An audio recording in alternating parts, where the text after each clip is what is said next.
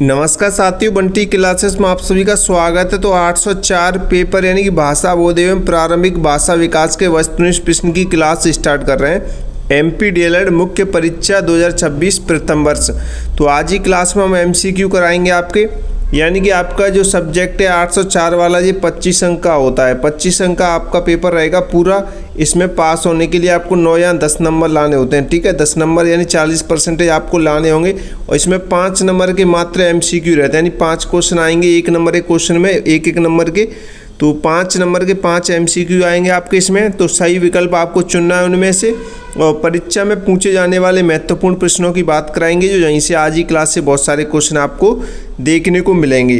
तो आज ही क्लास सबसे ज़्यादा इम्पोर्टेंट है भाई ये। तो आप सभी इस क्लास को लाइक करें, जितने भी बच्चे हैं, बस हमें आपके लाइक की ज़रूरत है। आप एक लाइक करेंगे तो उससे हमारा बेनिफिट है कि और बच्चों तक ये क्लास पहुंचेगी।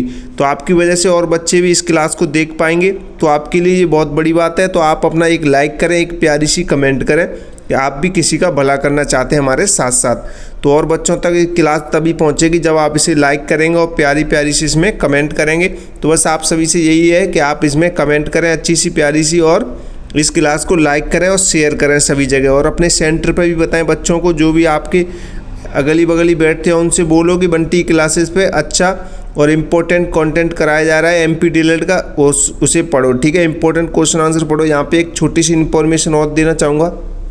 जो भी बच्चा जिनको बुक्स वगैरह कुछ भी समझ नहीं आ रही है, उन्होंने बुक्स वगैरह ले ली है, तो वो नोट्स ले सकता है। एमपी डीएलएड के नोट्स ले सकता है अच्छी तैयारी के लिए। तो नंबर आपको दिखाई दे रहा है 72 40 28 72 81, ये हमारा व्हाट्सअप नंबर है। आप इस नंबर पे व्हाट्सअप मैसेज करके नोट्स परचेज कर सकते हैं। इंपॉर्टेंट क्वेश्चन आंसर सरल और आसान भाषा में लिखे गए नोट्स हैं, वो आपको एक बार में पढ़ते ही समझ में आ जाएंगे।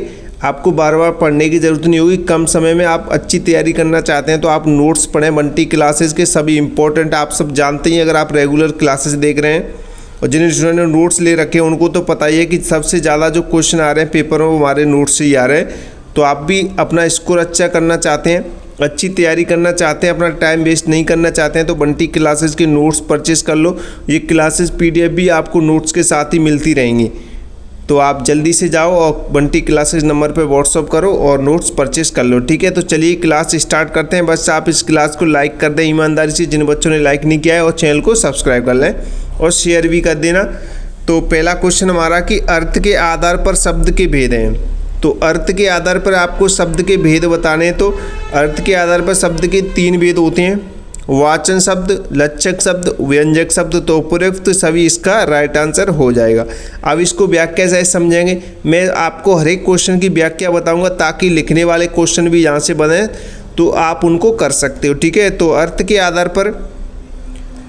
आधार पर शब्द 3 प्रकार के होते हैं। कौन कौन से शब्द होते हैं? वाचक शब्द। अगर आपसे क्वेश्चन पूछ लेता है वाचक शब्द किसे कहते हैं, वाचक शब्द क्या होता है, तो आप इसे व्याख्या पढ़कर इसे कर सकते हैं। तो वाचक शब्द की बात करें तो वाचक शब्द वे शब्द होते हैं जो सीधा सीधा अर्थ देते हैं। जो शब्द सीधा सीधा अर्थ देते हैं, अर्थ बताते हैं, उन्हें क्या कहते हैं? वाचक शब्द कहते हैं। जैसे हमने कहा गाय, तो गाय सुनते ही आपके मन में अपने आप चित्र बन जाएगी, सर किसकी बात कर रहे हैं? गाय की बात कर रहे हैं। शब्द सुनते ही गाय का चित्र मन में आता है। तो ये सीधा सीधा अर्थ दे रहे हैं। जो सीधा सीधा अर्थ देने वाले शब्दों को क्या कहते हैं? वाचक शब्द कहते हैं। उसके बाद आपका लक्षक शब्द, जो शब्द लक्षणा शक्ति से अर्थ दें। लक्षणा शक्ति यानी कि जैसे वह गधा है, आपने कहा ये गधा है बिल्कुल, तो यानी कि यह मूर्ख व्यक्ति है, आप उसको गधा से संबोधित कर रहे हैं, यानी कि वो मूर्ख व्यक्ति है। समझ में आ रहा है? इसे ऐसे शब्दों को क्या कहते हैं? लक्षक शब्द कहते हैं, जो शब्द लक्षणा शक्ति से अर्थ देते हैं, ठीक है। उसके बाद आपका आता है व्यंजक शब्द। व्यंजक शब्द यानी कि जो शब्द छिपे हुए भाव को व्यक्त करते हैं, छिपे हुए भाव को व्यक्त करते हैं, उसे क्या कहते हैं? व्यंजक शब्द कहते हैं, ठीक है। व्यंजक शब्द कहते हैं। तो आप ऐसे व्याख्या पढ़ें, इनको नोट्स में सारे क्वेश्चन मिल जाएंगे आपको। अगर आपसे इनमें से रिलेटेड कोई भी क्वेश्चन आता है तो आप कर सकते हैं, इसलिए हम आपको व्याख्या दे रहे हैं। और भी ऑब्जेक्टिव इनमें से बनेंगे तो आप उन्हें कर पाएंगे, ठीक है। तो आप नोट्स जरूर परचेज कर लें। नेक्स्ट क्वेश्चन कह रहा है, नेक्स्ट क्वेश्चन देखेंगे कि भाषा ध्वनि संकेतों का व्यवहार है। भाषा ध्वनि संकेतों का व्यवहार है, तो ये परिभाषा किसने दी थी? ये परिभाषा स्वीट ने दी थी, ठीक है। ये परिभाषा किसकी है? स्वीट की है। तो यहाँ पे इसका आंसर देखें, व्याख्या देखेंगे। आंसर तो स्वीट हो गया, इसकी व्याख्या भी आप थोड़ी सी पढ़ेंगे। यह परिभाषा प्रसिद्ध भाषाविद हेनरी स्वीट ने दी। उन्होंने कहा कि भाषा ध्वनि संकेतों का क्या है, व्यवहार है, यानी हम बोलकर जो आवाज़ें निकालते हैं वही क्या है, वही भाषा है। जो परीक्षा में याद रखने योग्य, यहाँ पे आप देख सकते हैं एक ट्रिक सी है छोटी सी, ध्वनि संकेतों का व्यवहार यानी कि स्वीट, आप इसे याद रख सकते हैं, ध्वनि संकेतों का व्यवहार स्वीट। ठीक है, चलिए नेक्स्ट क्वेश्चन की तरफ बढ़ते हैं। नेक्स्ट क्वेश्चन कह रहा है प्राप्य उद्देश्य वह व्यवस्थित परिवर्तन है जिसे क्रिया द्वारा प्राप्त किया जा सकता है अथवा जिसके लिए हम क्रिया करते हैं। तो यह परिभाषा किसकी है, तो यह परिभाषा किसने दी थी आपको बतानी, तो यह परिभाषा NCERT की है। किसकी परिभाषा है ये, NCERT की परिभाषा है। तो इसका राइट आंसर क्या हो जाएगा, ब ऑप्शन सही हो जाएगा। ठीक है, अब इसकी थोड़ी सी व्याख्या यहाँ पे आप पढ़ सकते हैं, व्याख्या भी दे रखी है हमने, हर एक क्वेश्चन की व्याख्या है, ताकि आपसे लिखने के लिए क्वेश्चन पूछता है 1 नंबर का 2 नंबर का, तो आप लिख सकते हैं इनसे रिलेटेड। ठीक है, तो यह परिभाषा NCERT की है, तो NCERT द्वारा दी गई है। इसमें बताया गया है कि उद्देश्य वह लक्ष्य होता है जो किसी क्रिया प्रयास से प्राप्त हो सके। सरल भाषा में समझा, यानी कि जो पाना हो जिसके लिए काम कर रहे हैं वही प्राप्य उद्देश्य है। ठीक है, जो पाना हो जिसके लिए आप काम कर रहे हैं वही क्या है, उद्देश्य। जैसे आप एग्जाम में 90+ पाना चाहते हैं, 90+ क्या लाना चाहते हैं, स्कोर लाना चाहते हैं, 90+ आपका लक्ष्य है, तो वही क्या है, वही तो आपका प्राप्य उद्देश्य है जिसके लिए आप पढ़ रहे हैं। आपको 90+ लाना है और उसके लिए आप पढ़ रहे हैं, तो यही क्या है, आपका प्राप्य उद्देश्य है। ठीक है, तो परीक्षा में NCERT की परिभाषा याद रखें, ये परीक्षा के लिए। ठीक है, नेक्स्ट क्वेश्चन देखते हैं। नेक्स्ट क्वेश्चन क्या कह रहा है, बोलने के कौशल के विकास की प्रमुख गतिविधियां हैं। तो बोलने के कौशल के विकास की प्रमुख गतिविधि है, तो आपको बता रहा है, तो प्रमुख गतिविधि क्या हो जाएगी बोलने के कौशल की, तो वाद विवाद भी हो जाएगा, कहानी कथन भी हो जाएगा, अंताक्षरी हो जाएगा और उपयुक्त सभी इसका राइट आंसर हो जाएगा। और ये कैसे, यहाँ पे आप थोड़ी सी व्याख्या सही समझेंगे, उपयुक्त सभी क्यों आंसर सही है। ये व्याख्या इसलिए दी गई ताकि बच्चों को कोई दिक्कत ना हो, कन्फ्यूजन ना हो, वो अच्छे से समझ सकते हैं। तो बोलने का कौशल विकसित करने के लिए 3 गतिविधियां उपयोगी हैं। वाद विवाद, यानी बोलने का आत्मविश्वास बढ़ता है वाद विवाद से। ठीक है, उसके बाद कहानी कथन, यानी कि भाषा प्रभाव शब्द भंडार बढ़ता है। अंताक्षरी, यानी कि याददाश्त और मौखिक अभिव्यक्ति क्या होती है, बढ़ती है। इसलिए तीनों मुंह से बोलना जरूरी होता है इन तीनों को, तो ये उपयुक्त सभी इसका क्या हो जाएगा, राइट आंसर हो जाएगा। ठीक है, नेक्स्ट क्वेश्चन की तरफ बढ़ते हैं। नेक्स्ट क्वेश्चन क्या कह रहा है, तो नेक्स्ट क्वेश्चन देखते हैं। यहाँ पे नेक्स्ट क्वेश्चन कह रहा है कि अच्छे मूल्यांकन की प्रमुख विशेषता है। तो अच्छे मूल्यांकन की प्रमुख विशेषता क्या है आपको बतानी है। तो अच्छे मूल्यांकन की जो प्रमुख विशेषता है, विश्वसनीयता होना जरूरी है, वैधता होना जरूरी है। तो ऑप्शन सा, यानी कि ए आ और बात दोनों सही हो जाएंगे। इसका राइट आंसर क्या हो जाएगा, आ और बात दोनों सही हो जाएगा। थोड़ी सी व्याख्या यहाँ पे समझाएंगे कैसे। तो अच्छे मूल्यांकन में 2 गुण जरूरी होने चाहिए, यानी कि विश्वसनीयता, यानी कि परीक्षा बार बार ली जाए तो परिणाम एक जैसा आए। वैधता, यानी कि परीक्षा वही मापें जो मापना है। जैसे हिंदी की परीक्षा में हिंदी ही पूछी जाए। ठीक है, यहाँ पे और देखें, यानी कि दोनों मिलकर मूल्यांकन को सटीक और भरोसेमंद बनाते हैं, इसलिए ए और बात दोनों क्या है, सही उत्तर है इसके। ठीक है, नेक्स्ट क्वेश्चन देखें। नेक्स्ट क्वेश्चन कह रहा है कि भाषा क्या है। आपको बताना है कि भाषा क्या है। तो भाषा विचार और व्यक्ति का सशक्त माध्यम है। ठीक है, भाषा क्या है, विचार और व्यक्ति का क्या है, सशक्त माध्यम है। यहाँ पे देखें, अगर भाषा क्या है आपसे परिभाषा पूछ लेता है तो आप लिख सकते हैं ये शब्द यहाँ पे मैंने इसलिए आपको दिए 1 नंबर 2 नंबर में आपसे पूछ सकता है भाषा क्या है, क्योंकि भाषा से रिलेटेड ही आपकी सब्जेक्ट का नाम है। ठीक है, तो भाषा वह साधन है जिसके द्वारा हम अपने विचार, भावनाएं और अनुभव दूसरों तक क्या करते हैं, पहुंचाते हैं। ठीक है, अनुभवों को क्या करते हैं, दूसरों तक पहुंचाते हैं।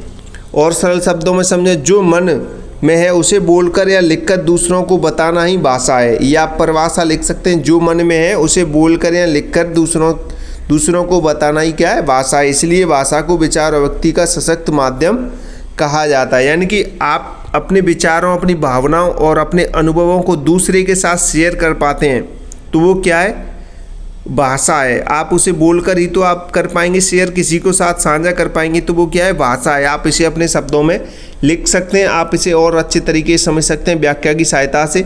देखो अगर आपसे एक MCQ में पूछेगा तो ऐसे शॉर्ट बना के पूछ सकता है, यानी 2 नंबर में आपसे लिखने के लिए पूछेगा तो आप इस तरीके से लिख सकते हैं, थोड़ा चेंज बदलाव करके अपनी भाषा और जोड़ के इसमें अपने शब्द जोड़ के आप लिख सकते हैं, आपको नंबर मिल जाएगा। ठीक है, नेक्स्ट क्वेश्चन की तरफ बढ़े भाई। नेक्स्ट क्वेश्चन से पहले यहाँ पे मैं इन्फॉर्मेशन देना चाहूँगा, एक छोटी सी इन्फॉर्मेशन आपको। आप नोट्स परचेस कर लें, ज़्यादा बेटर रहेगा आपके लिए, क्योंकि नोट्स की जो PDF है वो पहले ही आ जाती हैं नोट्स वाले कोर्स में।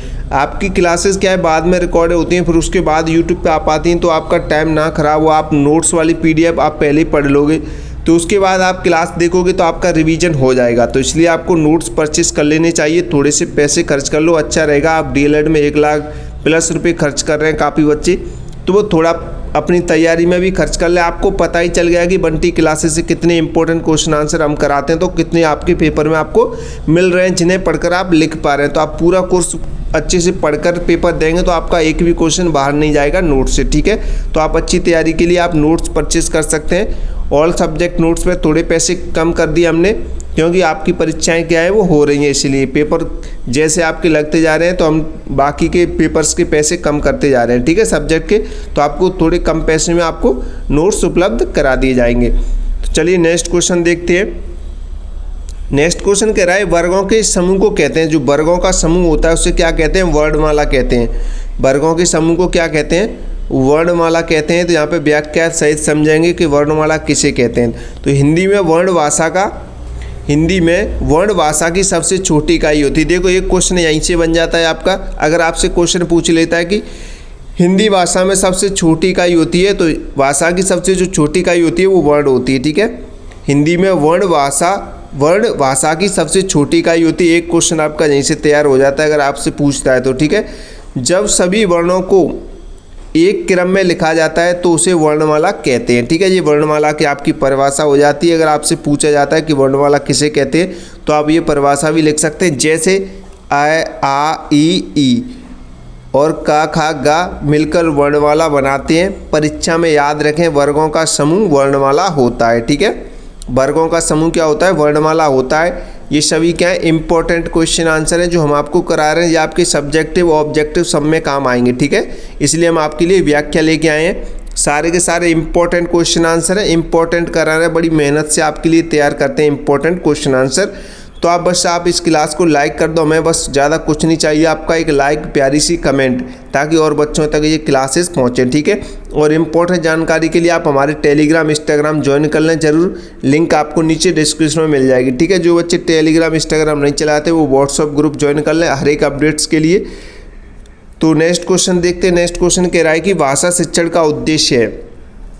भाषा क्या है, शिक्षण का उद्देश्य। तो भाषा शिक्षण का क्या उद्देश्य है, तो छात्रों के शब्द भंडार में वृद्धि करना एक तो उद्देश्य, शुद्ध वाचन की शिक्षा देना उद्देश्य, मुहावरों और लोकंतियों का ज्ञान कराना भी उद्देश्य है भाषा शिक्षण का। तो उपरोक्त सभी इसका राइट आंसर हो जाएगा। ठीक है, उपरोक्त सभी इसका क्या हो जाएगा, राइट आंसर हो जाएगा। तो इसकी व्याख्या समझेंगे, यहाँ पे अच्छे से समझना व्याख्या को। तो भाषा शिक्षण का उद्देश्य केवल एक नहीं बल्कि अनेक होते हैं। ठीक है, भाषा शिक्षण का उद्देश्य एक नहीं होते हैं, कई सारे होते हैं। तो यहाँ पे देखेंगे सबसे पहले शब्द भंडार बढ़ना, यानी ताकि बच्चा अच्छे शब्दों का प्रयोग करे। शब्द भंडार बढ़ेगा तो वो अच्छे शब्दों का प्रयोग करेगा। शुद्ध वाचन यानी ताकि बच्चा सही उच्चारण कर सके, और मुहावरे लोकांत यानी ताकि भाषा में क्या है, रोचकता आए। तो तीनों उद्देश्य मिलकर भाषा शिक्षण को संपूर्ण बनाते, इसलिए उपरोक्त सभी इसका क्या हो जाएगा, राइट आंसर हो जाएगा। ठीक है, नेक्स्ट क्वेश्चन देखते हैं। बहुत ही सरल, आपको एक ही बार में समझ में आ रहे होंगे सारे क्वेश्चन, उम्मीद है बहुत ही सरल इजी भाषा में लेके आए हैं। नेक्स्ट क्वेश्चन कह रहा है कि कविता की मूलभूत विशेषता होती है। कविता की मुख्य विशेषता होती है। कविता की मुख्य विशेषता होती है, आपको बताना है तो कविता की अनुभूति की प्रबलता। एक तो ये विशेषता है रसानुभूति की प्रबलता, सत्यम शिवम सुंदरम। तो उपरोक्त सभी इसका क्या हो जाएगा, राइट आंसर हो जाएगा। ठीक है, उपरोक्त सभी क्या हो जाएगा, इसका राइट आंसर हो जाएगा। थोड़ी व्याख्या सहित और से समझेंगे। कविता में तीनों विशेषताएं पाई जाती हैं। अनुभूति की प्रबलता यानी कि कवि अपनी गहरी भावनाएं व्यक्त करता है कविता के अंदर। ठीक है, रसानुभूति की प्रबलता यानी कि पढ़ने वाले को रस का क्या होता है, अनुभव होता है। सत्यम शिवम सुंदरम यानी कि कविता सत्य, कल्याण और सौंदर्य का समन्वय होती है। तो इसलिए ये तीनों एक साथ कविता में होते हैं, इसलिए उपरोक्त सभी इसका क्या हो जाएगा, राइट आंसर हो जाएगा। ठीक है, नेक्स्ट क्वेश्चन देखते हैं। नेक्स्ट क्वेश्चन कह रहा है कि अच्छे मूल्यांकन की प्रमुख विशेषताएं। तो अच्छे मूल्यांकन की आपको प्रमुख विशेषता बतानी है। तो अच्छे मूल्यांकन की प्रमुख विशेषता यानी कि विश्वसनीयता, विभेदीकरता और व्यवहार गम्यता। अभी थोड़ी देर पहले भी हम ये क्वेश्चन कराए थे, लेकिन इसमें ऑप्शन कुछ अलग दिए गए हैं। ठीक है, इसे भी अच्छे समझेंगे तो उपरोक्त सभी इसका राइट आंसर हो जाएगा। तो कैसे यहाँ पे व्याख्या सहित समझेंगे, तो उपरोक्त सभी इसका राइट आंसर क्यों है, तो व्याख्या आप यहाँ पे समझेंगे। तो अच्छे मूल्यांकन में तीनों गुण होने चाहिए जो ऊपर बताए गए हैं। विश्वसनीयता यानी कि बार बार परीक्षा लेने पर एक जैसा परिणाम आए। विभेदकारता यानी कि होशियार और कमज़ोर छात्रों में फ़र्क कर सकें। मूल्यांकन का मतलब यही है कि कौन होशियार है कौन कमज़ोर है, आप तभी तो पता कर पाएंगे जब आप मूल्यांकन करेंगे बच्चों का। उसके बाद व्यवहार गम्यता यानी कि परीक्षा आसानी से ली जा सके, खर्च और समय उचित हो। ठीक है, क्लियर। तो तीनों मिलकर मूल्यांकन को पूर्ण प्रभावशाली बनाते हैं, इसलिए उपरोक्त सभी इसका क्या हो जाएगा, राइट आंसर हो जाएगा। नेक्स्ट क्वेश्चन देखें। नेक्स्ट क्वेश्चन कह रहा है अंतस्थ व्यंजन है। तो अंतस्थ व्यंजन कौन से होते हैं, य र ल व होती है, यानी कि अंदर की तरफ बोलते समय आपके अंदर की तरफ सांस जाती है, य र ल व। इनको आप बोल के देखो, आप अंदर की तरफ सांस जाएगी। और जो ऊष्म व्यंजन होते हैं जो बाहर की तरफ श्वास छोड़ते हैं, यानी कि स श श, ये ऑप्शन हो जाएगा अगर आपसे ऊष्म व्यंजन की बात करें तो। अगर आपसे अंतस्थ व्यंजन की बात करता है, अंतस्थ व्यंजन यानी अंदर की तरफ, इसमें आप सांस लेंगे ना बोलते समय, आप देख सकते हैं य र ल व, और बाहर सांस छोड़ेंगे तो ऊष्म व्यंजन हो जाएंगे जो गर्म वायु छोड़ते हैं, स श श। ठीक है, आप इनको अच्छे से ध्यान रखेंगे तो अंतस्थ व्यंजन करेगी, ब ऑप्शन सही हो जाएगा, य र ल व। अब इसकी थोड़ी सी व्याख्या यहाँ पे समझेंगे। तो व्याख्या से आप समझेंगे, हिंदी व्याकरण में व्यंजनों के 3 भेद होते हैं। तो स्पर्श व्यंजन होते हैं आपके का से माँ तक होते हैं, 25 होते हैं। ठीक है, स्पर्श व्यंजन कितने होते हैं आपके, 25 होते हैं, का से लेकर माँ तक होते हैं, ध्यान रखेंगे। अंतस्थ व्यंजन आपके 4 होते हैं, य र ल व। और ऊष्म व्यंजन भी आपके 4 होते हैं, स श स है। ठीक है, तीनों सा और है ये ऊष्म व्यंजन में आते हैं, य र ल व ये 4 अंतस्थ व्यंजन में आते हैं। और स्पर्श व्यंजन आपके 25 होते हैं जो का से माँ तक होते हैं। बस इतना ध्यान रखेंगे। इनमें से कोई सी अभी ऑब्जेक्टिव बनता है इन तीनों में से लेकर तो आप कर सकते हैं, इसलिए मैं आपको व्याख्या सही समझा रहा हूँ, एक्स्ट्रा पढ़ा रहा हूँ ताकि आपका एक भी क्वेश्चन बाहर ना जाए। बस आपको समझने की ज़रूरत है। ठीक है, आपको MCQ पर डिपेंड नहीं होना है, उनमें जो भी ऑप्शन दिए गए हैं उनको भी क्वेश्चन आपको बना के हम बता रहे हैं ताकि आपका एक भी क्वेश्चन गलत ना हो।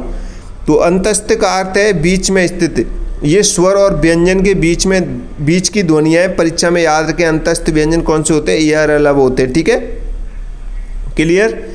नेक्स्ट क्वेश्चन देखते हैं। नेक्स्ट क्वेश्चन कह रहा है कि भाषा की सबसे छोटी इकाई। भाषा की सबसे छोटी इकाई, अभी हम एक क्वेश्चन कराए थे, उसके ऑप्शन में जो कराए थे हम आपसे बोले थे कि ये क्वेश्चन बन सकता है, तो देखो बन गया। भाषा की सबसे छोटी इकाई क्या होती है, वर्ण होती है, अभी कराए थे हम। ठीक है, भाषा की सबसे छोटी इकाई वर्ण होती है। यहाँ पे व्याख्या सही समझेंगे अच्छे से। भाषा को छोटे छोटे टुकड़ों में तोड़े तो वाक्य, शब्द, वर्ण। सबसे पहले वाक्य आपका बड़ा होता है, वाक्य को तोड़ते हैं तो शब्द बनता है, शब्द को तोड़ते हैं तो वर्ण बनता है। अगर इधर से चले तो वर्ण मिला के क्या बनता है, वर्णों को जोड़ के शब्द बनता है, शब्दों को जोड़कर वाक्य बनता है। ठीक है, क्लियर। तो वर्ण वह सबसे छोटी ध्वनि है जिसे और आगे नहीं तोड़ा जा सकता है। वर्ण को आप और आगे नहीं तोड़ सकते हैं। जैसे राम, राम क्या एक शब्द है, तो राम को हम तोड़ेंगे तो कैसे तोड़ेंगे, यहाँ पे मैं आपको समझा देता हूँ। रा प्लस ये आ की आपकी मात्रा हो जाएगी, यहाँ पे मैं अच्छी से लिख देता हूँ इसको, ये आपकी आ की मात्रा हो जाएगी। यहाँ पे आप देख सकते हैं आ की मात्रा, फिर उसके बाद माँ। ठीक है, यहाँ पे ये लिखा हुआ है। तो ये तीन वर्ण हो जाएंगे आपके, एक तो रा वर्ण, एक ए की मात्रा और एक माँ वर्ण। ठीक है, ये तीनों वर्ण हो जाएंगे। तो परीक्षा में याद रखें कि भाषा की सबसे छोटी इकाई क्या होती है, वर्ण होती है। ठीक है, वर्ण भाषा की सबसे छोटी इकाई है। नेक्स्ट क्वेश्चन देखते हैं। नेक्स्ट क्वेश्चन कह रहा है भाषा विकास संबंधी ज्ञानात्मक उद्देश्य। भाषा विकास संबंधी ज्ञानात्मक उद्देश्य आपको बताना है। भाषा विकास संबंधी, तो भाषा विकास संबंधी इसमें ज्ञानात्मक उद्देश्य हो जाएगा औपचारिक व्याकरण का ज्ञान। क्या हो जाएगा, औपचारिक व्याकरण का ज्ञान इसका राइट आंसर हो जाएगा। कैसे, यहाँ पे व्याख्या सहित आप समझेंगे, सभी के आंसर अच्छे से समझेंगे। तो उद्देश्य 3 प्रकार के होते हैं। ज्ञानात्मक उद्देश्य यानी कि जानकारी और नियमों का ज्ञान देना होता है, जैसे व्याकरण के नियम जानना। ठीक है, ये कैसा हो जाएगा, ज्ञानात्मक उद्देश्य हो जाएगा। कौशलात्मक उद्देश्य यानी लिखना, बोलना, पढ़ना, लिखना, ये कौशलात्मक उद्देश्य हो जाएगा। ठीक है, लिखना, बोलना और पढ़ना, सीखना। ठीक है, ये कौन सा आपका कौशलात्मक उद्देश्य हो जाएगा। उसके बाद आता है आपका भावनात्मक उद्देश्य यानी कि भाषा के प्रति रुचि और प्रेम जगाना। ठीक है, अब यहाँ पे और देखें, औपचारिक व्याकरण का ज्ञान। औपचारिक व्याकरण का ज्ञान सीधे ज्ञान या नॉलेज से जुड़ा हुआ है, इसलिए ज्ञानात्मक उद्देश्य हो जाएगा। ठीक है, इसमें ज्ञानात्मक उद्देश्य की बात हो रही है, भाषा विकास संबंधी ज्ञानात्मक उद्देश्य की बात हो रही है। ठीक है, नेक्स्ट क्वेश्चन देखते हैं। मौन वाचन से आशय। मौन वाचन क्या होता है आपको बताना। तो मौन यानी कि बिल्कुल चुप होकर, शांत होकर पढ़ना, बिना ध्वनि के, यानी बिना बोले पढ़ना। इसका राइट आंसर क्या हो जाएगा, बिना बोले पढ़ना, यानी कि आपकी आवाज़ नहीं निकलनी चाहिए और आप उसे पढ़ रहे हैं किसी सब्जेक्ट को या किताब को, तो उसे क्या कहते हैं, मौन वाचन कहते हैं, बिना ध्वनि निकाले हुए पढ़ना। ठीक है, इसको व्याख्या सही समझेंगे यहाँ पे थोड़ा और सरल और आसान भाषा में। मौन वाचन का अर्थ होता है चुपचाप बिना आवाज़ निकाले पढ़ना। ठीक है, चुपचाप बिना आवाज़ निकाले पढ़ना मौन वाचन का अर्थ होता है। इसमें आँखों से पढ़ते हैं, होंठ नहीं हिलते हैं, जैसे अखबार या किताब चुपचाप पढ़ते हैं। यह पढ़ने की गति बढ़ाता है। यह परीक्षा में याद रखें, मौन वाचन क्या है, बिना बोले पढ़ना। ठीक है, मौन वाचन बिना बोले पढ़ना। जैसे आप लाइब्रेरी में पढ़ते हैं, बुक्स सामने रखते हैं, बस आप अपनी आंखों से ही पढ़ते हैं, मन ही मन में पढ़ते हैं, तो वो क्या है, मौन वाचन है। ठीक है, अच्छे से आपको क्वेश्चन को समझते हुए उसका आंसर देना है। क्लास को लाइक करो, आप लोग लाइक नहीं करते हैं, कम से कम 1000 लाइक कराओ इस पर। ठीक है, 1000 लाइक करा दो कम से कम, तो इस पर 1000 लाइक होनी चाहिए। कम से कम 500 कमेंट कर दो, अच्छी अच्छी प्यारी सी 500 कमेंट कराओ। ठीक है, ताकि और बच्चों तक इस क्लास की इंक्रीज पहुँचे और बच्चे इससे जुड़ें क्लास से। ठीक है, नेक्स्ट क्वेश्चन देखते हैं। नेक्स्ट क्वेश्चन कह रहा है, भाषा शिक्षण में दैनिक पाठ योजना को अन्य किस नाम से जाना जाता है। देखो, भाषा शिक्षण में दैनिक पाठ योजना होती है, उसे और अन्य किस नाम से जाना जाता है, तो उसे कालखंडवार योजना के नाम से जाना जाता है। जो भाषा शिक्षण में जो दैनिक पाठ योजना होती है, उसे कालखंडवार योजना के नाम से जाना जाता है। कैसे, यहाँ पर व्याख्या सही समझेंगे। दैनिक पाठ योजना यानी कि लेसन प्लान एक दिन के एक कालखंड यानी पीरियड के लिए बनाई जाती है, इसलिए इसे कालखंडवार योजना भी कहते हैं। सरल भाषा में एक पीरियड या एक दैनिक पाठ योजना भी और एक कालखंड भी कहते हैं। देखो, एक पीरियड भी इसे कहते हैं, एक दैनिक पाठ योजना भी इसे कहते हैं और एक कालखंडवार योजना भी इसे कहते हैं। ठीक है, तो परीक्षा में यह नाम याद रखें, ये तीनों में से कोई सा भी पूछ सकता है, और दैनिक पाठ योजना। ठीक है, नेक्स्ट क्वेश्चन देखते हैं। अच्छे से याद करना है आपको, व्याख्या सहित पढ़ना है। नेक्स्ट क्वेश्चन देखते हैं। नेक्स्ट क्वेश्चन क्या कह रहा है, नेक्स्ट क्वेश्चन कह रहा है कि प्रयोग की दृष्टि से भाषा के रूप हैं। तो प्रयोग की दृष्टि से भाषा के कितने रूप हैं, प्रयोग की दृष्टि से भाषा के 2 रूप हैं। कौन कौन से रूप हैं यहाँ पे देखेंगे। तो प्रयोग की दृष्टि से भाषा के 2 रूप होते हैं, एक तो मौखिक भाषा और एक लिखित भाषा। यानी कि बोलकर अभिव्यक्त करना है मौखिक भाषा होती है, और लिखकर अभिव्यक्त करना क्या होता है, लिखित भाषा होती है। परीक्षा में याद रखें, प्रयोग की दृष्टि से भाषा के रूप 2 होते हैं, मौखिक और लिखित। क्लियर। नेक्स्ट क्वेश्चन देखते हैं। नेक्स्ट क्वेश्चन क्या कह रहा है, नेक्स्ट क्वेश्चन कह रहा है कि आगमन विधि में शिक्षण सूत्र का प्रयोग किया जाता है। तो आगमन विधि में जो शिक्षण सूत्र का प्रयोग किया जाता है, तो वो कौन सा है, तो ये हो जाएगा विशिष्ट से सामान्य की ओर। ठीक है, आगमन विधि में विशिष्ट से सामान्य की ओर। अगर यहाँ पर निगमन विधि की बात करें तो सामान्य से विशिष्ट की ओर हो जाएगा, उल्टा हो जाएगा। ठीक है, आगमन में विशिष्ट से सामान्य की ओर, और निगमन में सामान्य से विशिष्ट की ओर, उल्टा हो जाता है। ठीक है, दोनों एक दूसरे के विपरीत होती हैं विधि। तो यहाँ पे देखेंगे, व्याख्या से समझें, थोड़ा इसे व्याख्या से समझेंगे। तो आगमन विधि में पहले उदाहरण दिए जाते हैं, यानी कि विशिष्ट, यानी कि उदाहरण। विशिष्ट का मतलब है उदाहरण।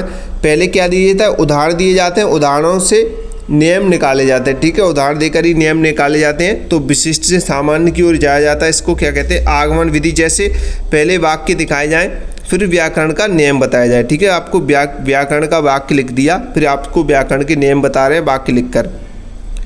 परीक्षा में याद रखें, आगमन विधि यानी विशिष्ट से सामान्य की ओर, और जो निगमन विधि है वो सामान्य से विशिष्ट की ओर। ठीक है, नेक्स्ट क्वेश्चन देखें। नेक्स्ट क्वेश्चन कह रहा है कि भाषा सीखने का प्रथम चरण है। तो भाषा सीखने का जो प्रथम चरण होता है वो होता है सुनकर सीखना, यानी कि श्रवण कौशल इसका राइट आंसर हो जाएगा। सुनकर सीखना, सबसे पहले आप क्या करते हैं, सुनकर ही सीखते हैं, सुनकर सीखते हैं, यानी कि श्रवण कौशल। ठीक है, श्रवण कौशल इसका राइट आंसर हो जाएगा। थोड़ी व्याख्या सहित इसे समझेंगे अच्छे से। तो बच्चा भाषा इस क्रम में सीखता है। बच्चा भाषा किस क्रम में सीखता है? सुनना, बोलना, पढ़ना, लिखना। देखो ये क्रम है, ये क्रम भी पूछ सकता है आपसे क्वेश्चन में। मैं आपको पहले ही बता दूं, क्रम से भी रिलेटेड क्वेश्चन आपका बन सकता है। यानी कि सबसे पहले सुनना होता है, उसके बाद बोलना होता है, फिर उसके बाद पढ़ना होता है, उसके बाद लिखना होता है। सबसे पहले बच्चा सीखता है सुनना। क्या होता है, क्या करता है बच्चा? सबसे पहले सुनना सीखता है, उसके बाद सुनकर बोलना सीखता है, बोल कर उसके बाद पढ़ना सीखता है, पढ़ कर उसके बाद लिखना सीखता है। ठीक है, ये सीधा आपका क्रम है, यही क्रम आपसे पूछा जा सकता है, सीधा क्रम। ठीक है, इससे रिलेटेड भी क्वेश्चन बन सकता है एमसीक्यू में। अब यहाँ पे देखें, सबसे पहले बच्चा सुनता है। जन्म के बाद बच्चा पहले माँ की आवाज़ सुनता है, फिर बोलना सीखता है, इसलिए श्रवण कौशल भाषा सीखने का प्रथम चरण होता है। श्रवण कौशल यानी कि भाषा का कौन सा चरण होता है? प्रथम चरण होता है। परीक्षा में याद रखें, पहला चरण श्रवण कौशल। ठीक है, ये क्रम भी आपको ध्यान रखना है, सुनना, बोलना, पढ़ना, लिखना। ठीक है, ये क्रम आप ध्यान रखें अच्छे से। नेक्स्ट क्वेश्चन की तरफ बढ़ते हैं। नेक्स्ट क्वेश्चन कह रहा है कि हार्वर्ड के अनुसार पाठ्य योजना के चरण है। तो हार्वर्ड के अनुसार पाठ्य योजना के चरण है वो कितने हैं? 5 चरण है। ठीक है, कितने चरण है? 5 चरण है। तो चलिए व्याख्या सहित देखते हैं कौन कौन से 5 चरण है यहाँ पे। तो हार्वर्ड ने पाठ्य योजना के 5 चरण बताए थे, तो 5 चरण आप यहाँ पे देखेंगे। तो सबसे ये इधर क्रम संख्या और चरण लिखे हुए हैं। सबसे पहले प्रस्तावना, उसके बाद प्रस्तुतिकरण, तीसरा आपका तुलना एवं संबंध, चौथा आपका सामान्यीकरण और 5वां आपका प्रयोग हो जाएगा। ठीक है, ये 5 चरण बताए थे। तो परीक्षा में याद रखें, हार्वर्ड के 5 चरण होते हैं। नेक्स्ट क्वेश्चन देखें। नेक्स्ट क्वेश्चन क्या कह रहा है? नेक्स्ट क्वेश्चन कह रहा है कि भाषा की सार्थक इकाई। तो भाषा की सार्थक इकाई होता है शब्द। भाषा की सार्थक इकाई की बात करें तो शब्द होगा। ठीक है, शब्द इसका राइट आंसर होगा। कैसे? यहाँ पे व्याख्या सहित समझेंगे आप। अच्छे से व्याख्या सहित मैं आपको समझा रहा हूँ ताकि आप हर एक क्वेश्चन को समझ सकें। इससे रिलेटेड कोई भी क्वेश्चन बने तो आप उसे अच्छे से कर पाएँ। तो वर्ण यानी कि सबसे छोटी इकाई। वर्ण क्या होती है? सबसे छोटी इकाई है, लेकिन यह अकेले सार्थक नहीं होती है। जो वर्ण होते हैं वो अकेले सार्थक नहीं होते हैं। शब्द की बात करें तो शब्द वर्णों के मेल से बनता है। जो शब्द होते हैं वो कैसे बनते हैं? वर्णों के मेल से होते हैं। वर्ण आपस में मिलेंगे तभी जाके शब्द बनेगा, और इसका जो अपना अर्थ होता है, शब्द का एक अपना अर्थ होता है। जैसे रा प्लस माँ को मिला के अकेले निरर्थक हैं। ये कैसे निरर्थक हैं? अकेले निरर्थक हैं। अगर इनको मिलाया जाए तो ये राम एक सार्थक शब्द बन जाता है। ठीक है, यहाँ पे जो वर्ण लिखे हुए हैं रा और माँ, अगर ये अकेले हैं तो कैसे? निरर्थक हैं, यानी इनका कोई अर्थ नहीं है। ठीक है, निरर्थक यानी कि इनका कोई अर्थ नहीं है। अब इन दोनों को मिला देते हैं। जैसे हमने लिख दिया राम, ठीक है, मिला के राम लिख दिया तो एक सार्थक शब्द बन जाएगा। इसका एक अर्थ निकलेगा। ठीक है, राम का एक अर्थ निकल रहा है। जैसे राम, श्री राम हो गए, भगवान राम, या किसी का नाम भी हो सकता है। राम तो एक अर्थ तो दे रहा है। ये आपने कहा आप में से किसी बच्चे का नाम राम है, हम राम कह रहे हैं, तो राम का मतलब हम भगवान का नाम ले रहे हैं। ठीक है, तो राम क्योंकि भगवान का नाम था तो एक अर्थ निकल रहा है, इसका एक निश्चित अर्थ निकल रहा है। अगर आपसे मैं ये पूछूं रा, तो ये क्या है? इसका कोई अर्थ नहीं है। ठीक है, तो वर्ण क्या होते हैं? निरर्थक रहते हैं, यानी कि उनका कोई अर्थ नहीं रहता है। शब्द का एक सार्थक अर्थ रहता है। ठीक है, क्लियर? तो परीक्षा में याद रखें, भाषा की जो सार्थक इकाई होती है वो शब्द होती है। नेक्स्ट क्वेश्चन देखें। नेक्स्ट क्वेश्चन क्या कह रहा है? नेक्स्ट क्वेश्चन कह रहा है कि भाषा शिक्षण की नवीन पद्धति है। तो भाषा शिक्षण की जो नवीन पद्धति है वो कौन सी पद्धति है? डाल्टन पद्धति हो जाएगी। ठीक है, डाल्टन पद्धति इसका राइट आंसर हो जाएगा।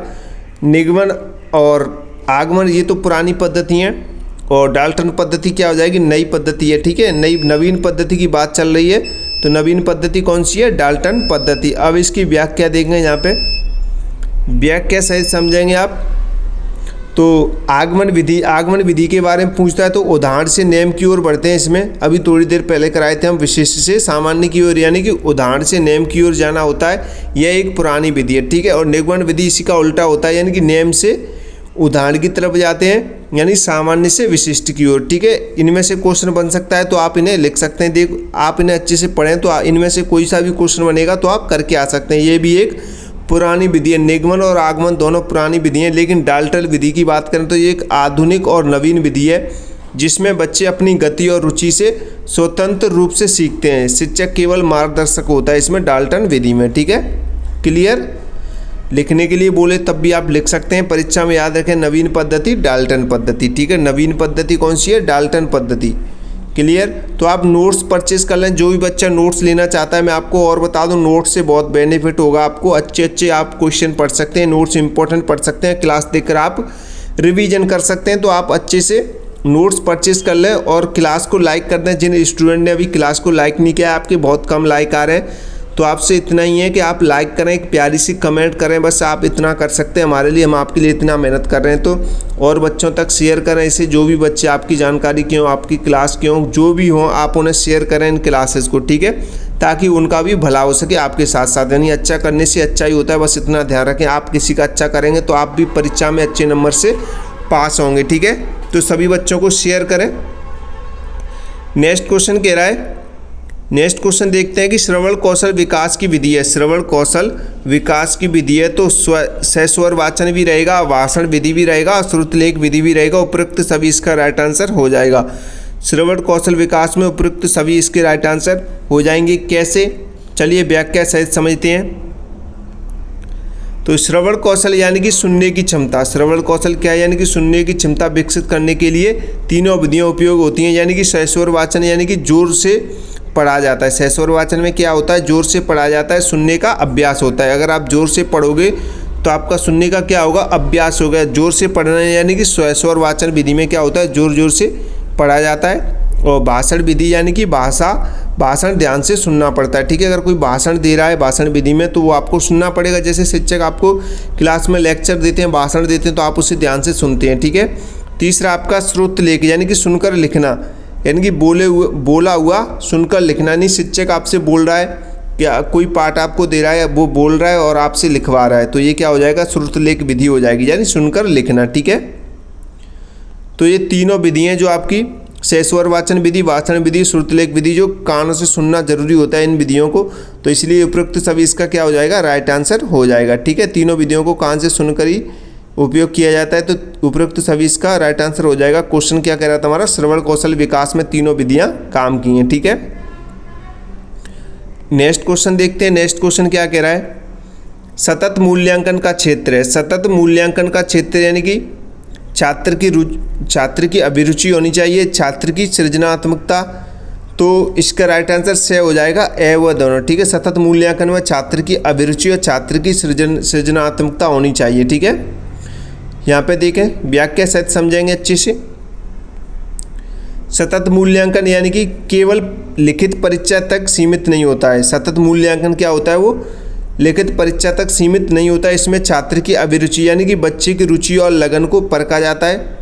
छात्र की अभिरुचि यानी कि बच्चे की रुचि और लगन को परखा जाता है। सतत मूल्यांकन में छात्र की सृजनात्मकता यानी कि बच्चे की रचनात्मकता, सोच को भी परखा जाता है। ठीक है, तो दोनों मिलकर बच्चे का संपूर्ण और सही मूल्यांकन करते हैं, इसलिए दोनों सही हो जाएंगे इसके उत्तर। ठीक है, नेक्स्ट क्वेश्चन देखते हैं। नेक्स्ट क्वेश्चन कह रहा है अयोगवा कहलाते हैं। अयोगवा कहलाते हैं, तो मैं आपको इसका आंसर बता दूं, 100 ऑप्शन सही हो जाएगा। जो छोटी अंग बड़ी अंग बोलते हैं ना, इन्हीं को क्या कहते हैं? अयोगवा वर्ण बोलते हैं। जो छोटी अंग बोलती है, जो बिंदी वाली होती है, ऊपर बिंदी लगती है, ये अनुस्वार होता है, और जो पीछे बिंदी लगती है ये विसर्ग होता है। ठीक है, थोड़ी आप इसे व्याख्या सहित समझेंगे, अच्छे से व्याख्या यहाँ पे देखेंगे। तो अयोगवा का अर्थ होता है जो योग ना होने पर भी साथ हों। दोनों का योग नहीं है फिर भी एक साथ ही रहते हैं, जैसे कि यहाँ ना पूरे स्वर है और ना ये व्यंजन। जो अयोगवा वर्ण होते हैं, यानी ये अयोगवा वाले जो वर्ण है, छोटी अंग, यहाँ पे मैं आपको बता दूँ, छोटी अंग और इसे बड़ी अंग भी बोलते हैं, ये दोनों साथ नहीं है, यानी कि जिनका योग ना होने पर भी साथ हैं। तो अनुस्वार होता है, जो जे अनुस्वार होता है, जैसे रंग अंक ऐसे लिखा जाता है, और जो विसर्ग होता है जैसे अतः प्रातः आपने देखा होगा लिखते हैं। ठीक है, तो अयोगवा का अर्थ आप देख सकते हैं जो योग ना होने पर भी साथ रहें। ठीक है, ये तो क्या होता है? अयोगवा का अर्थ होता है, लेकिन ये तो ना तो व्यंजन में आते ना ये विसर्ग, सॉरी, ना तो ये स्वर में आते ना व्यंजन में आते हैं। ठीक है, इतना ध्यान रखेंगे।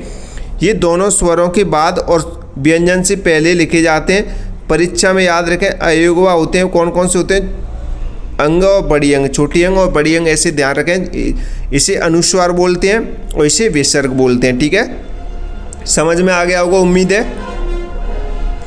नेक्स्ट क्वेश्चन की तरफ बढ़ते हैं। नेक्स्ट क्वेश्चन कह रहा है कि आगत वर्णों की संख्या कितनी होती है। कई सब्जेक्ट में 4 मिलेगा, तो कई में किसी ने 2 दे रखा है, तो किसी में 5 दे रखा है। तो यहाँ पे हम उत्तर आपको 5 बता रहे हैं। ठीक है, इसका राइट आंसर क्या होगा, 5 होगा। कई बुक में अलग अलग उत्तर दे रखे हैं, तो आप इसे अच्छे से समझेंगे थोड़ा और। तो आगत वर्ण वे वर्ण होते हैं। आगत वर्ण की परिभाषा आपसे लिखने के लिए बोल सकता है कि आगत वर्ण क्या होते हैं, बताइए आगत वर्ण के बारे में लिखिए, आगत वर्ण कितने होते हैं। तो आप 5 उत्तर दे देना, और ऑप्शन में 5 नहीं हो तो आप 4 दे सकते हैं। ठीक है, तो यहाँ पे आप देखेंगे जो आगत वर्ण होते हैं, जो अरबी, फारसी और अंग्रेजी भाषाओं से हिंदी में आए हैं, यानी कि बाहर की भाषाओं से जो अपनी हिंदी भाषा में आते हैं, वो कौन से वर्ण होते हैं, वो आगत वर्ण होते हैं जो आए हुए हैं। इनके नीचे नुक्ता यानी कि बिंदु लगाया जाता है। नुक्ता यानी कि जैसे मैं आपको बताऊँ, आपने ऐसे देखा होगा लिखे, इसके नीचे एक बिंदी सी लगी रहती है, इसके नीचे, ठीक है, एक बिंदी लगी रहती है, तो ये नुक्ता होता है। ठीक है, उस बिंदी को क्या कहते हैं, नुक्ता कहते हैं। जैसे आप यहाँ पे देखेंगे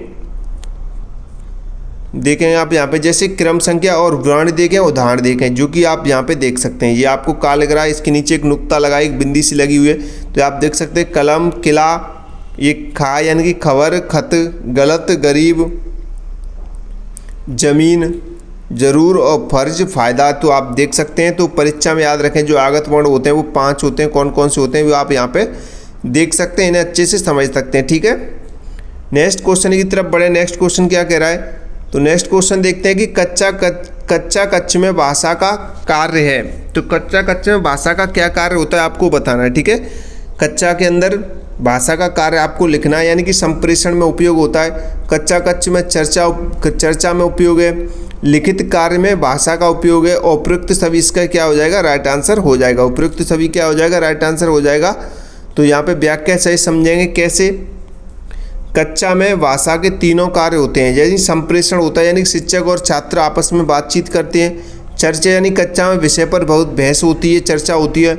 लिखित कार्य यानी नोट्स, उत्तर लिखे जाते हैं। ठीक है, तो तीनों कार्य एक साथ होते हैं, इसलिए उपयुक्त सभी इसका क्या हो जाएगा, राइट आंसर हो जाएगा। ठीक है, अच्छे से समझना आपको क्वेश्चन को भी और प्रश्न को भी, ठीक है, उत्तर को भी, ताकि आप एक भी उत्तर छोड़े ना, इनसे रिलेटेड भी पूछे तो आप लिख सकते हैं। तो भाषा की सबसे छोटी इकाई वर्ण होती है। ठीक है, भाषा की सबसे छोटी इकाई क्या होती है, वर्ण होती है। यहाँ पे व्याख्या सहित आप इसे देखेंगे। भाषा को तोड़ते जाएं तो वाक्य, पहले वाक्य को तोड़ें तो शब्द बनेगा, शब्द को तोड़ें तो वर्ण बनेगा, और अगर जोड़ने की बात आए तो वर्ण को जोड़ें तो शब्द जुड़ेगा, शब्द बनेगा, और शब्दों को मिलाकर लिखें तो वाक्य बनेगा। ठीक है, तो वर्ण वह सबसे छोटी इकाई है जिसे हम और आगे नहीं तोड़ा जा सकता है। जैसे राम को आप ऐसे लिख सकते हैं, इससे आगे नहीं तोड़ सकते हैं। परीक्षा में याद रखें सबसे छोटी इकाई क्या होती है, वर्ण होती है। ठीक है, नेक्स्ट क्वेश्चन देखें। नेक्स्ट क्वेश्चन कह रहा है भाषा शिक्षण की नवीन पद्धति है। भाषा शिक्षण की नवीन पद्धति है तो सक्रिय अधिगम प्रविधि, खेल विधि, प्रोजेक्ट विधि और उपयुक्त सभी। तो उपयुक्त सभी इसका राइट आंसर हो जाएगा। क्वेश्चन क्या कह रहा था कि भाषा शिक्षण की नवीन पद्धति है तो सक्रिय अधिगम प्रविधि और खेल विधि और प्रोजेक्ट विधि, ये तीनों ही नई विधि हैं। तो ये ऑप्शन क्या हो जाएगा, डी ऑप्शन इसका सही आंसर हो जाएगा। थोड़ी व्याख्या सहित इसे समझेंगे। तो भाषा शिक्षण की नवीन पद्धति तीनों ही है। सक्रिय अधिगम यानी कि बच्चा खुद करके सीखता है। खेल विधि यानी कि खेल में सीखता है। प्रोजेक्ट विधि यानी किसी विषय पर प्रोजेक्ट बनाकर सीखता है। ठीक है, तो तीनों आधुनिक और नवीन विधियां, इसलिए उपयुक्त सभी क्या हो जाएगा, इसका राइट आंसर हो जाएगा। ठीक है, नेक्स्ट क्वेश्चन देखते हैं। नेक्स्ट क्वेश्चन की बात करें तो श्रवण कौशल शिक्षण विधि, श्रवण कौशल शिक्षण की विधि है। तो श्रवण कौशल शिक्षण की विधि कौन सी है, देखो और कहो विधि, देखो और कहो विधि और सस्वर वाचन। तो इसका राइट आंसर क्या हो जाएगा, ए बी दोनों सही है, तो सी ऑप्शन इसका सही आंसर हो जाएगा। ठीक है, देखो और कहो विधि भी और सस्वर वाचन भी, तो श्रवण कौशल शिक्षण की विधि हैं ये दोनों ही, तो ए और बी दोनों इसका सही आंसर हो जाएगा। यहाँ पे थोड़ा व्याख्या सहित और समझेंगे इसे अच्छे से। तो श्रवण कौशल यानी कि सुनने की क्षमता, श्रवण कौशल क्या होता है? सुनने की क्षमता विकसित करने के लिए, यानी कि देखो और कहो विधि, यानी देखकर बोलना होता है जिसमें सुनना भी जरूरी होता है। ठीक है, देखकर बोलना और सुनना भी जरूरी होता है। सहस्वर वाचन यानी कि जोर जोर से पढ़ने से सुनने का क्या होता है? अभ्यास होता है, यानी दोनों विधियों में कान से सुनना आवश्यक है, इसलिए दोनों उत्तर इसके क्या हो जाएंगे? सही हो जाएंगे। ठीक है, नेक्स्ट क्वेश्चन देखते हैं। नेक्स्ट क्वेश्चन क्या कह रहा है? नेक्स्ट क्वेश्चन कह रहा है कि सतत मूल्यांकन का क्षेत्र है, सतत मूल्यांकन का क्षेत्र है, तो सतत मूल्यांकन का क्षेत्र क्या हो जाएगा? छात्र की अभिरुचि और ज्ञान। अभी थोड़ी देर पहले हम कराए थे, उसमें कुछ अलग ऑप्शन थे, कुछ इसी में से, यानी अभिरुचि और छात्र का ज्ञान। डी ऑप्शन इसका सही हो जाएगा। ठीक है, सतत मूल्यांकन में गृह कार्य नहीं आएगा। क्लियर? तो डी ऑप्शन इसका सही हो जाएगा, बी और सी। अब थोड़ी व्याख्या सहित से समझेंगे। सतत मूल्यांकन यानी कि केवल परीक्षा में नहीं बल्कि लगातार चलता रहता है, हर एक चीज़ में मूल्यांकन होता है, वो सतत रहता है, कंटिन्यूअस मूल्यांकन रहता है। ठीक है, एवेल्यूएशन यानी छात्र की अभिरुचि यानी बच्चे की रुचि और लगन का भी मूल्यांकन होता है। ज्ञान यानी बच्चे को कितना ज्ञान हुआ या नहीं हुआ है। ठीक है, दोनों मिलकर संपूर्ण मूल्यांकन करते हैं। गृह कार्य सतत मूल्यांकन का क्षेत्र नहीं होता है, इसलिए बी और सी दोनों इसके राइट आंसर हो जाएंगे। ठीक है, गृह कार्य घर का होता है। नेक्स्ट क्वेश्चन देखते हैं। नेक्स्ट क्वेश्चन कह रहा है कि भाषा सीखने का क्रम है। देखो क्वेश्चन आ गया ना, हमने कहा था कि उस क्रम को याद रखना जो भाषा सीखने का क्रम है, पूछ लेगा। तो सबसे पहले क्या करता है बच्चा? सुनना सीखता है। ठीक है, सुनना है, सुनता है, सबसे पहले सुनता है, फिर उसके बाद बोलता है, फिर पढ़ता है, लिखता लास्ट में। ठीक है, लिखता क्या है लास्ट में? यानी कि सुनना, बोलना, पढ़ना, लिखना। तो ए ऑप्शन सही हो जाएगा इसका, ए ऑप्शन आ वाला उत्तर सही हो जाएगा। ठीक है, क्लियर? ध्यान रखें इसको अच्छे से, इसका यही क्रम है। हम बोले थे कि क्वेश्चन बन सकता है तो सही, सुनना, बोलना, पढ़ना, लिखना। ठीक है, पहले बच्चा आप ध्यान रखेंगे, जब बच्चा पैदा होता है सबसे पहले क्या करता है? वो अनुकरण करता है, यानी सुनता है, फिर सुन सुन के धीरे धीरे बोलता है, फिर बोलता है तो फिर धीरे धीरे पढ़ना भी स्टार्ट करता है। बोल बोल के पढ़ना कैसे? जैसे अभी मैं आपसे बोल रहा हूँ, अभी आप सुनेंगे, मैं ऐसे बोलूँगा व्याख्या, तो आप क्या कर रहे हैं? सुन रहे हैं। सुनने के बाद आप सुनकर क्या करेंगे? बोलेंगे व्याख्या। मैंने बोला व्याख्या, तो आपने सुना, सर ने क्या बोला? व्याख्या, तो आप भी इसे सुनकर क्या करेंगे? व्याख्या बोलेंगे। उसके बाद आप इसे क्या करेंगे? पढ़ेंगे। ठीक है, पढ़ेंगे तो तभी, पहले पढ़ेंगे तभी तो आप लिखेंगे। जैसे मैं अभी आपको पढ़ा रहा हूँ, देखो क्रम ध्यान रखने का एक तरीका अभी मैं आपको यहीं एग्जाम्पल से समझाता हूँ। ठीक है, मैं आपको पढ़ा रहा हूँ, मैं कह रहा हूँ बोल व्याख्या, तो आपने व्याख्या सबसे पहले क्या की? सुनी। ठीक है, आपने सुनी, फिर उसके बाद आपने बोला, इसे व्याख्या को बोला व्याख्या को, फिर आपने इस व्याख्या को पढ़ा, फिर उसके बाद आप एग्जाम में से लिखेंगे। तो लिखना कब आएगा? लास्ट में आएगा। ठीक है, पहले सुनते हैं, फिर बोलते हैं, उसके बाद पढ़ते हैं, फिर उसके बाद लिखते हैं। ठीक है, क्लियर? तो आप ये ध्यान रखेंगे। तो बच्चा भाषा इसी क्रम में सीखता है। बच्चा क्या करता है? भाषा इसी क्रम में सीखता है। तो थोड़ा और इसे अच्छे से जानेंगे यहाँ पे। तो पहले सुनना, यानी कि जन्म से पहले माँ की आवाज़ सुनता है बच्चा। ठीक है, जन्म से जब बच्चे का जन्म होता है तो सबसे पहले बच्चा क्या करता है? माँ की आवाज़ सुनता है। बोलना यानी कि सुनकर बोलना सीखता है। पढ़ना यानी कि स्कूल में पढ़ना सीखता है। लिखने यानी कि सबसे अंत में लिखना सीखता है। ठीक है, क्लियर? तो आप इन्हें ध्यान रखें। तो परीक्षा में याद रखें, सुनना, बोलना, पढ़ना, लिखना, ये सही क्रम है। ठीक है, क्रम आपसे पूछ लेता है तो आप लिख देना, एग्जाम में आपको नंबर मिल जाएगा। श्रवण कौशल विकास की गतिविधि है, श्रवण कौशल विकास की गतिविधि है, तो इसमें आ जाएगा श्रवण कौशल विकास की गतिविधि क्या आ जाएगा? बाल गीत, यानी सुनना आ जाएगा। ठीक है, बाल गीत आ जाएगा। श्रवण कौशल की विकास की क्या है? गतिविधि बाल गीत, इसका राइट आंसर हो जाएगा। व्याख्या देखेंगे, अब इसकी थोड़ी व्याख्या से समझेंगे अच्छे से। तो यहाँ पे व्याख्या देखेंगे आप, श्रवण कौशल यानी कि सुनने की क्षमता विकसित करने के लिए, यानी कि अंताक्षरी, वाद विवाद, कहानी कथन, इनमें बोलना प्रमुख होता है। ठीक है, अंताक्षरी, वाद विवाद, कहानी कथन, इनमें क्या होता है? बोलना जरूरी होता है। और बाल गीत, ये सुनना, यानी कि इसमें बच्चा ध्यान से सुनता है, इसलिए श्रवण कौशल की गतिविधि बाल गीत सुनना हो जाएगा। ठीक है, परीक्षा में याद रखें, श्रवण कौशल यानी कि बाल गीत सुनना। क्लियर? नेक्स्ट क्वेश्चन की तरफ बढ़े। नेक्स्ट क्वेश्चन कह रहा है निरंतर मूल्यांकन योजनाएं। निरंतर मूल्यांकन योजना अभी बताए थे हम आपको, सतत मूल्यांकन योजना। ठीक है, सतत मूल्यांकन योजना, देखो एक दूसरे से क्वेश्चन रिलेटेड और इसी में से बना के पूछ लेता है, इसलिए मैं आपको व्याख्या सहित सारे क्वेश्चन करा रहा हूँ। सभी ऑप्शन को लेकर, ताकि आप गलती ना करें। ठीक है, तो बी ऑप्शन इसका सही हो जाएगा। सतत मूल्यांकन योजना को क्या कहते हैं? निरंतर मूल्यांकन योजना कहते हैं, यानी कि रेगुलर चलती रहती है। ठीक है, यहाँ पे व्याख्या सहित आप इसे समझ सकते हैं थोड़ा अच्छे से। निरंतर मूल्यांकन का अर्थ होता है यानी लगातार और नियमित रूप से मूल्यांकन करना, इसे ही क्या कहते हैं? सतत मूल्यांकन कहते हैं। ठीक है, तो यह केवल वार्षिक परीक्षा तक सीमित नहीं होता है, बल्कि पूरे वर्ष चलता रहता है। परीक्षा में याद रखें, निरंतर मूल्यांकन यानी कि सतत मूल्यांकन योजना। क्लियर? तो आज ये मैंने आपको इम्पोर्टेंट क्वेश्चन आंसर कराए हैं, तो आप इन क्वेश्चनों को अच्छे से पढ़ें, एक दो बार और अच्छे से पढ़ लें। और मैं यहाँ पे आपको बता दूँ, जानकारी दे दूँ, सबसे पहले तो आप इस क्लास को लाइक करो। जितने भी बच्चों ने क्लास देखी है ईमानदारी से लाइक करें, और चैनल को सब्सक्राइब जरूर कर देना अगर आपने अभी तक नहीं किया है तो। और सभी जगह शेयर कर दो जहाँ पर आप कर सकते हैं, जो बच्चे आपसे रिलेटेड हों, जो पढ़ रहे हों। ठीक है, और सेंटर पर भी एक बार बता देना सभी बच्चों को क्लास के बारे में ईमानदारी से।